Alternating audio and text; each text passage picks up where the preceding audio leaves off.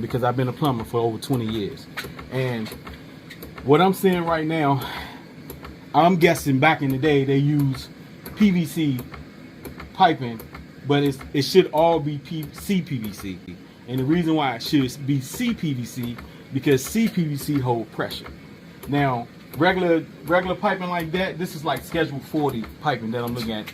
Most of the times that's like sewer piping. If you see this in your house, that's not right. I don't care who you are. I don't care what a water person have to say. That is not supposed to be used for water piping with pressure. Yeah, so And you talking like they fill up this tank. Right. And you talking like 60, 70, 80 pounds they might put in this tank. Yep. So this ain't made, PVC pipe is not made for that whatsoever.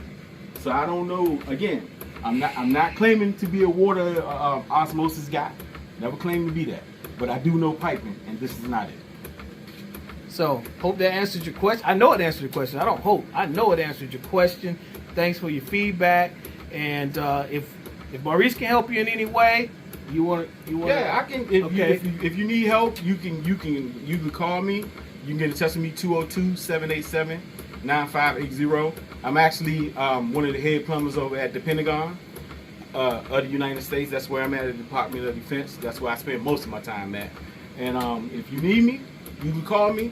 If you just need some friendly advice, it's free. A dumb question is a not asked question. You heard it here first.